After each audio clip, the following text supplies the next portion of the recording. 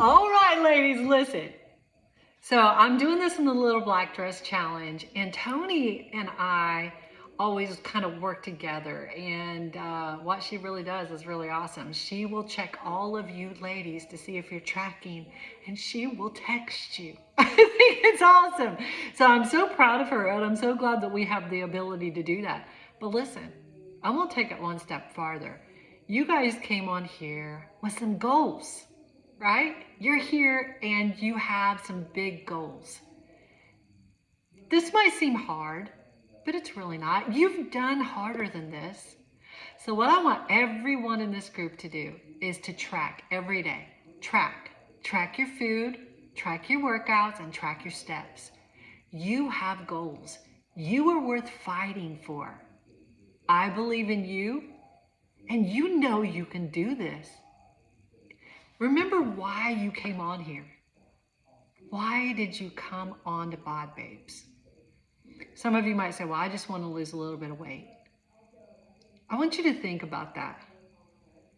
And I guarantee you, it goes deeper than that. Why are you here? Why is this important to you? I want you to think on it. Because I will tell you, this isn't just about a little weight loss. I have seen women transform their entire lives. The disciplines that you learn here, just by tracking your food, just by making yourself a priority, change your life. You'll believe in yourself again. See, maybe you've never made yourself a priority before. It's time. In just 8 days, I will be 57. And I started making myself a priority when I was about 51.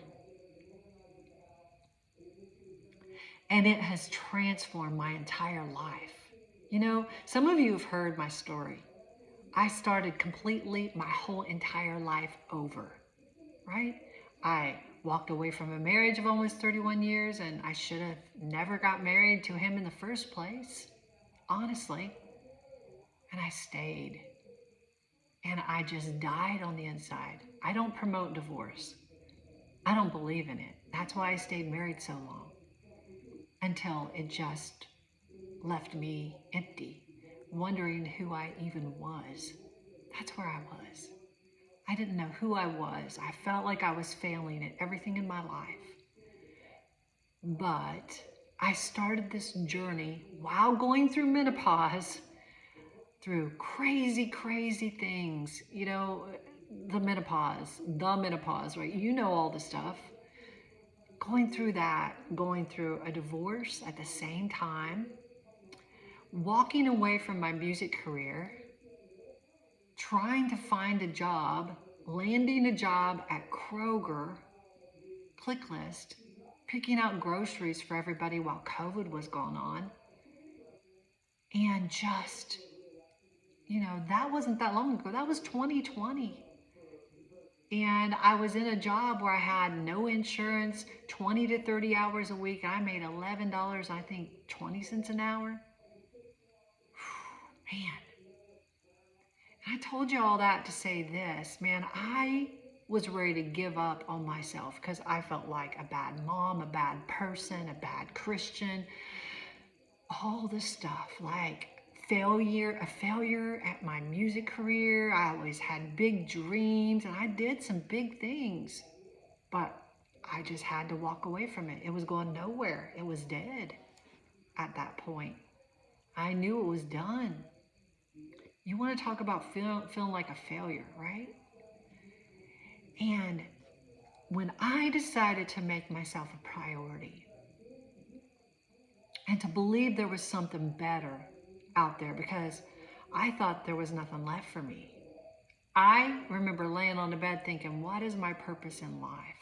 Why am I even here anymore? Even my kids were just so mad at me. You know, if you know me, I don't have any friends. I don't hang out with people. I'm not crazy to think that I don't, but I don't. How weird is that? I have a friend named Jen I see on occasion at parties with everybody else, right? And that's it. Don't talk to her on the phone. Nothing. I'm kind of a loner. You can believe that or not. Most people don't know that about me, but it's true. And so whenever I walked away from that marriage and stuff, I had nothing or nobody. My kids were mad at me. I did have my dad and my mama, my stepmom. She is my mother. I call her my mother. And I had them back in Ohio rooting for me. And that was about it. But I tell you all that to say this. I understand what it feels like to fail. And then on top of it, I was going through menopause and couldn't keep the weight off. Tried working out and failed at that. You guys saw I lost all the muscle tissue I had. I mean, not all of it, but you know what I mean. Looked awful, felt worse.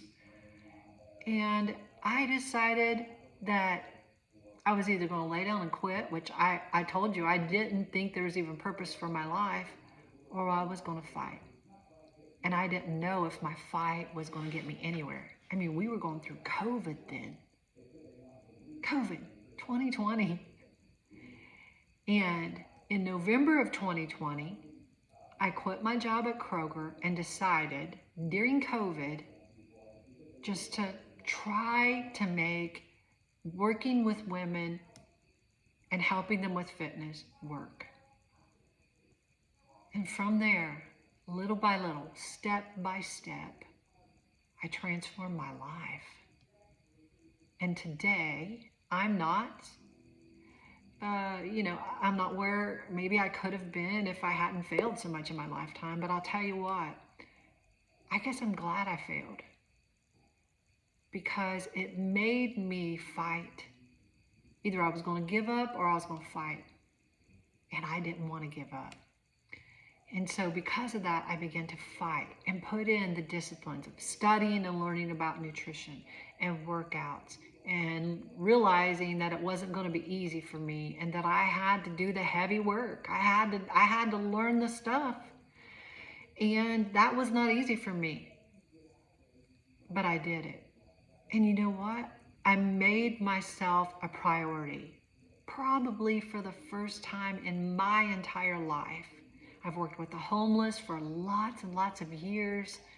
I was in ministry as well for about 20 years with music, and everything was about everyone else. Raised my children, but never really had made myself a priority. And when I did, at first it felt so selfish. I thought, I didn't think that God would be too happy with me because I thought that being a Christian was about giving your life for everybody else. And my opinion and my life shouldn't matter.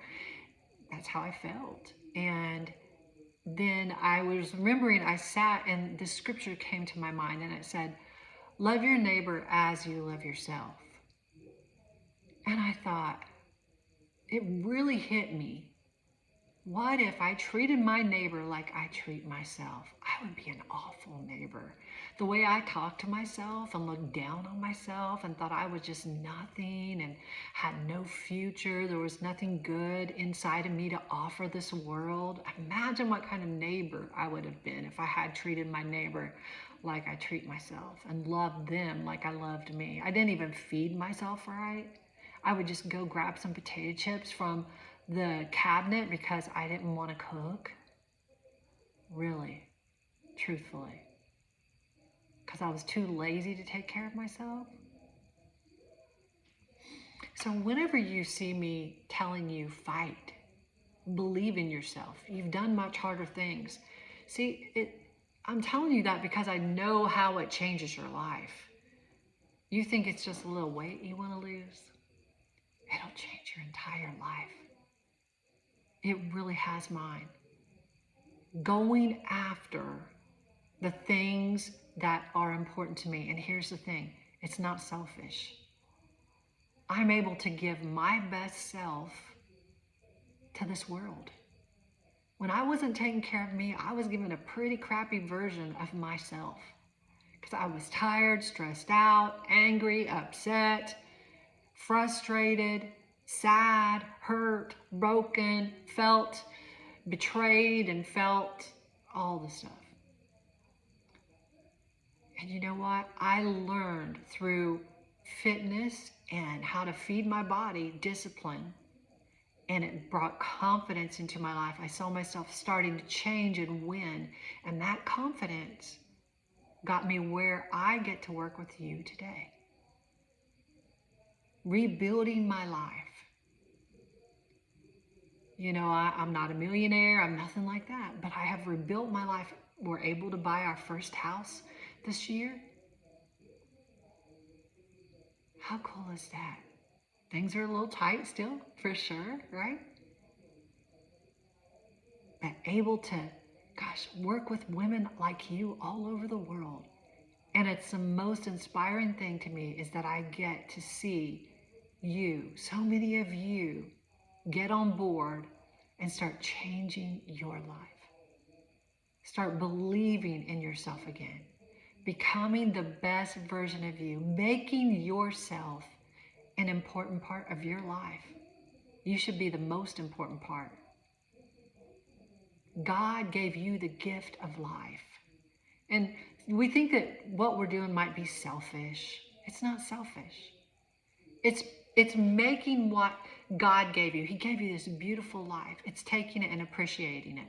I always like to tell the story of I gave my kid a car, you know, whenever my kids, when they graduated. And I didn't have a lot of money at all, but I always said, if you graduate, you'll get a new car. So I got him a cheap, it was a Chevy Cobalt back in the day, right? My kids are 33 and 35, so it's been a while. But I think the cars were $11,000 or $12,000, something like that. Not that expensive. But listen to me. One day I went out and my daughter was not taking care of her car. And it really broke my heart. And I thought, she does not even know. I am still making the payments on that thing. And that thing's filthy. She's disrespecting me. Wonder what God thinks about when we don't take care, what he thinks about us when we don't take care of our bodies. See, it's not selfish to take care of your body. It's bringing God honor. When you present your best self to the world, this beautiful thing that you are, it touches lives around you. I told one of our ladies today, you're a bright light. She is a bright light. She may not realize that, but she is. See, and you have a light to shine. And that light that you shine, it doesn't just save you, girlfriend. When you save you, it touches other lives. And that's what's happening to me. See, I chose to save me. I always tell the story. If I see a little worm out on the driveway and it's raining, I will go save that little worm. Or if it's not raining, I don't want it to drown. I don't want it to dry out. I'm picking it off the ground. I'm picking bugs out of my house if they don't bite, and I'm carrying them out. Even bugs that bite, I'm carrying them out in toilet paper or something, a box, trying to get them in there. That's just how I am. I would save everything. Try to save everything. Work with the homeless. Collect shoes. See, my brother was homeless for a lot of years, so my heart was really to help people like that and work in ministry and help people, but I'd save everything. Turtles and birds and dogs. Had 9 rescue dogs at one time in my house. I didn't have an outside place to keep them.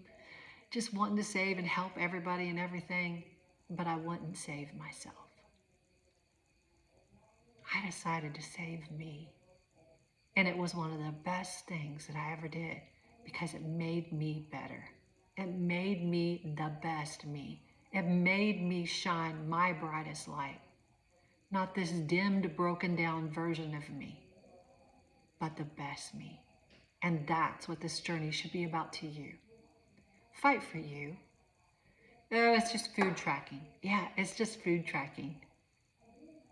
Just think about my daughter out there cleaning that car up. I had to go to her and say, listen, this is not right. Take care of you. That's dishonoring me.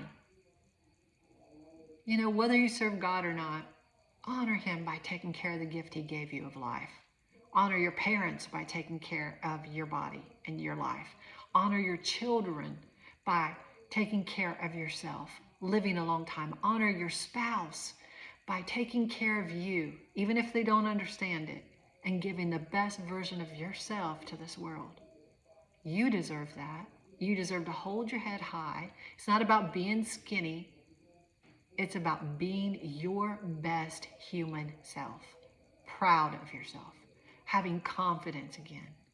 You've done much harder things than track your food. I just am too busy to track my food. Girlfriend, tracking your food only takes seconds, and the results you'll get will change your life, not just your body. They'll change your health too. So I wanted to be real with you tonight. I know this is a long video. I didn't even plan to say all this stuff. It just came flowing out. But I wanted to tell you, I'm going to challenge you. I'm challenging you tonight to up your game and give your best. Up your game and be your best. Fight for you. You fought for everybody else. And you've kept your word to people you know you shouldn't even give your word to. But you've broken your word to yourself again and again and again.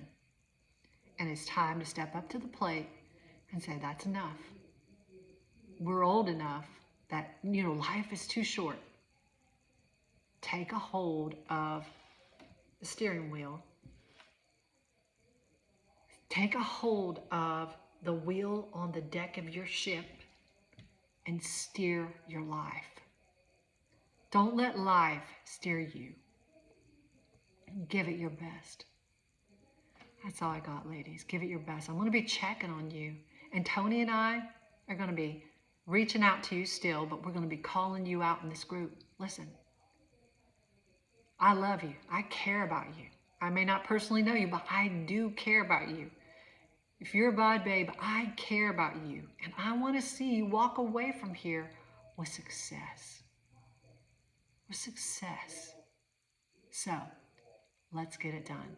Whenever you see your name in here, whether it's in text or in video, and it's Allie or Tony saying, okay, Janetta. There's no Janettas here. That first name came to my mind. Weird. Janetta. Start tracking, girlfriend. Get it done. Get your workouts in. Get your steps in. Come on. You can do it.